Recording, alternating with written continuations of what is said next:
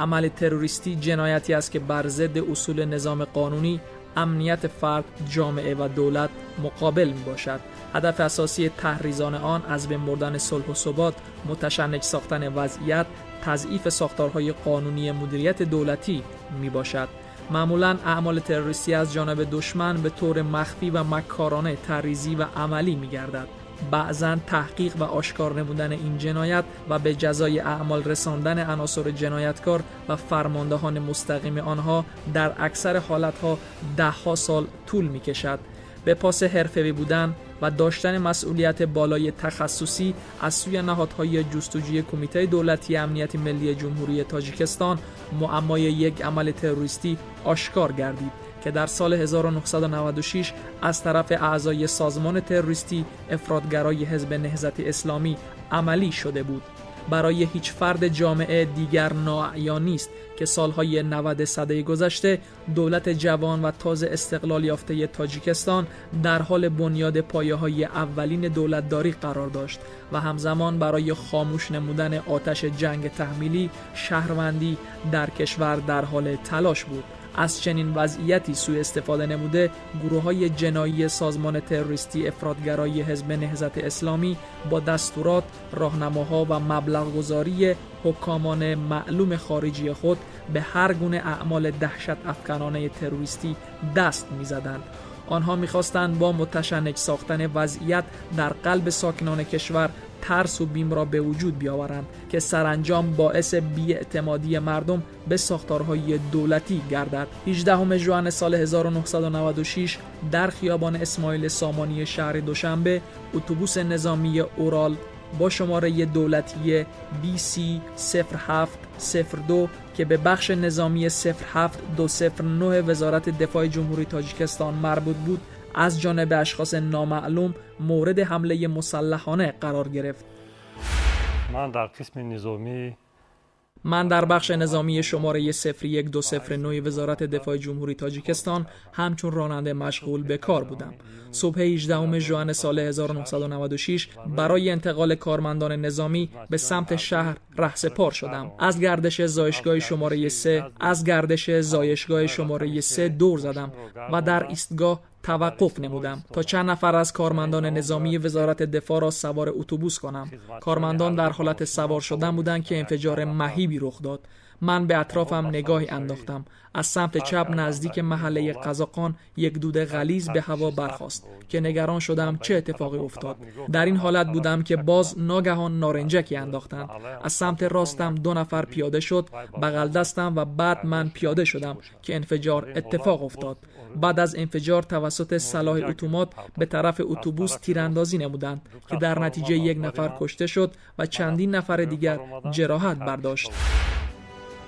در نتیجه کارمندان بخش نظامی مذکور مهمان هیساچوف، عبدالعزیز شکوروف عبدالحمیدویچ، جستوخین گیارگی واسیلویچ، ناتالیا ایشانووا، شوتوف گیارگی گیراکوویچ، گریگارچوک واسیلی سیمیانوویچ، کپلنوف علی سوناتوویچ، پریستوریکاوا، آوچینکاوا و زینیووا جراحت‌های سنگین برداشته و ناتالیا ایشانووا باریسونا کشته شد.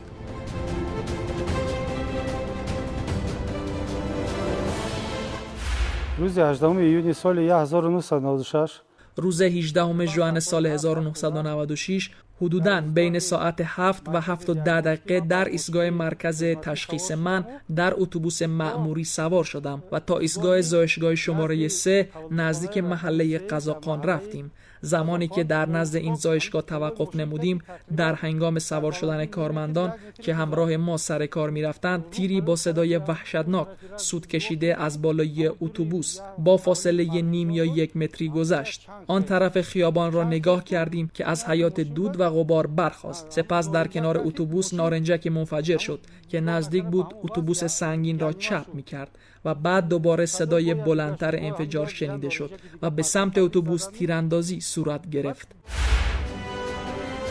در رابطه با حادثه مذکور از جانب مقامات تحقیقاتی بنا به ماده‌های 63-15 بخش 1 قانون کیفری، یعنی سوء قصد با اعمال تروریستی، پرونده کیفری بازگردیده، تدابیر فوری جستجویی راه اندازی شد. 18 ایونی سال 1996 میسو 18 ژوئن سال 1996 به سر کار می رفتم که در جلوی زایشگاه شماره 3 محله 103 شهر دوشنبه از طرف اشخاص نامعلومی به سمت ما حمله صورت گرفت. صدای انفجاری شنیده شد. در زیر اتوبوس نارنجک منفجر گردید. اتوبوس بعد از 40-45 ثانیه مورد تیرباران قرار گرفت که در نتیجه 1 نفر کشته و 9 نفر دیگر مجروح گردیدند. شخصا خود من 3 جای بدنم جراحت برداشت. در چارچوب پرونده کیفری آشکار گردید که ساکنان محله 102 ناحیه سینای شهر دوشنبه شهروندان سفرا صدیقووا، جمشید صدیقوف و فاطمه عظیمووا 2 تن از اشخاص مسلح را که به اتوبوس نظامی حمله کرده بودند با چشم خود دیدند و یکی از آنها خورشید رجبوف متولد سال 1970 ساکن ناحیه فردوسی شهر دوشنبه می باشد. 18 ایولی سال 1996 صبح روز 18 ژوئن سال 1996 هنگامی که از خواب برخیستم حدوداً ساعت 7 بود که صدای بلند تیراندازی شنیده شد. ما فکر کردیم که دوباره باز درگیری ها شروع شد. بعد از صدای تیراندازی 2 نفر مسلح از کنار ما دویدند و از روی دیوار خانه همسایه پریده وارد خانه اش شدند. من یکی از آنها را شناختم. او خورشید رجبوف بود. همسایه هم گفت که آن جوان مسلح خورشید بود و مرا با سلاحش تهدید کرد که اگر صدا در بیاد میکشمت. زمانی که خورشید توسط نیروهای انتظامی دستگیر شد و بازجویی‌ها آغاز گردید، نزدیکان او به منزل ما آمدند و مرا تهدید کردند که در رابطه به این موضوع حرفی نزنم و شاهدی ندهم. بر اساس شواهد شاهدان 30 ژوئن سال 1996 مظنون رجبوف خورشید دستگیر و طبق ماده 83 قانون کیفری تاجیکستان برای زندانی نمودنش بازداشت می‌گردد.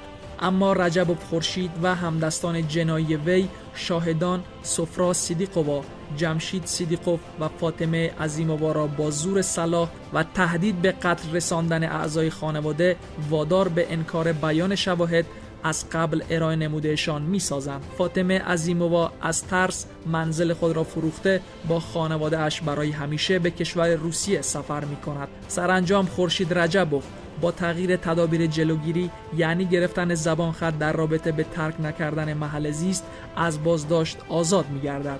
از فرصت استفاده برده جنایتکار خورشید رجبوف از محدوده جمهوری تاجیکستان فرار نموده در کشورهای خارجی پنهان می گردد.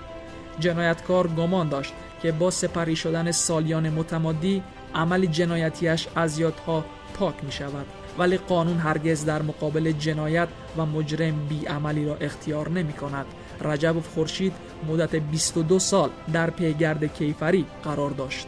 روز 26 ژوئن سال 2018 خورشید رجبوف هنگام وارد شدن به قلمرو جمهوری تاجیکستان با نام و نام خانوادگی دیگر از سوی کارمندان مقامات امنیت جمهوری تاجیکستان دستگیر شد. در چارچوب پرونده کیفری نسبت به او بازپرسی شاهدان قبلی صورت گرفت.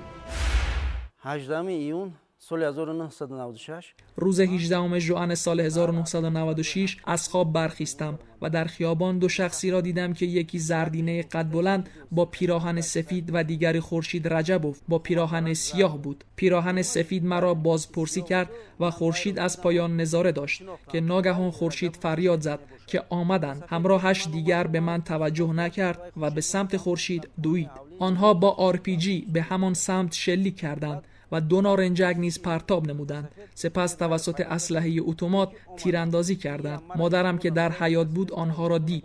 جلوی چشم مادرم بالای دیوار پریده به خانه همسایه فرار کردند. پس از دستگیر شدن خورشید رجبوف همدستانش پیش ما آمدند و با اسلحه مادرم را تهدید کردند که اگر شاهدی دهید همه اعضای خانواده‌تان را به قتل می‌رسانیم. در بیاناتش خود خورشید رجبوف ذکر می کند که او سالهای 1993 تا 1994 با 3 نفر اعضای سازمان تروریستی نهضت اسلامی با نامهای علیشیر، عبدالله و شمیل، نامهای دیگرش شمیل و شمس، ساکنین محله‌های افتباز 3، داک و خیابان چخوف شهر دوشنبه آشنا می‌گردد و آنها او را به گروه جنایتی خود وارد می‌کنند. سرکردگی گروه را علیشیر به عهده داشته. آنها همیشه با خود اسلحه حمل می‌کردند. عضو حزب نهضت اسلامی بودنشان را پنهان نمی‌کردند و خورشید رجبوف را نیز مایل ساختند که عضویت این حزب را بپذیرد.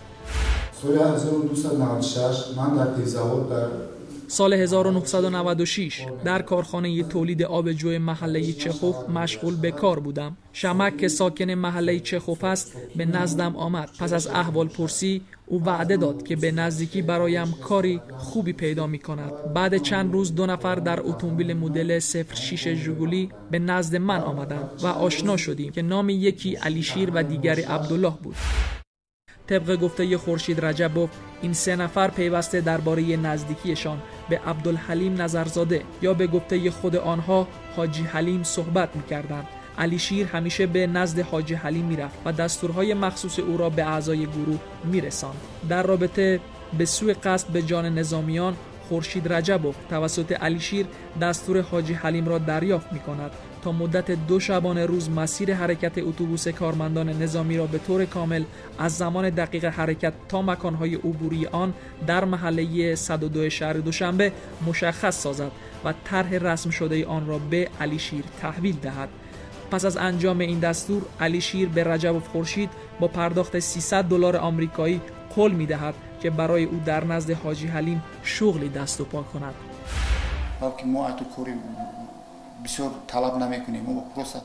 آنها گفتند که ما از تو کار زیادی طلب نداریم، فقط به ما بگویی که اتوبوس وزارت دفاع جمهوری تاجیکستان ساعت چند می آید و ساعت چند می رود. من گفتم همه این را می دانند. آنها گفتند ما مشخص روی طرحی واضح مسیر حرکت را لازم داریم که با کدام راه چگونه می آیند و چطور می روند. 1 روز بعد باز با همان اتومبیل علیشیر و عبدالله آمدند. شمک نبود. در داخل اتومبیل طرح مسیر حرکت اتوبوس وزارت دفاع را از جیب بیرون نموده و توضیح دادم که اتوبوس از گردش محله 82 دور زده از طرف محله 102 حرکت می کند.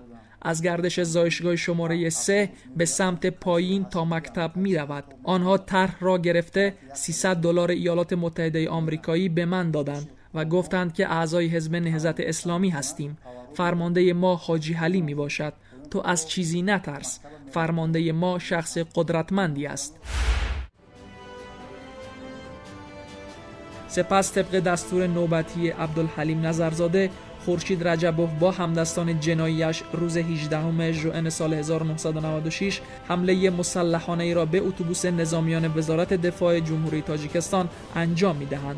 هنگام مقابله و فرار از محل حادثه، شاهدان واقعی خورشید رجبوف را با دیگر شریک جرمیش می‌بینند. حال تدابیر فوری جستجویی نسبت سایر جنایتکاران دخیل در این عمل تروریستی جریان دارد.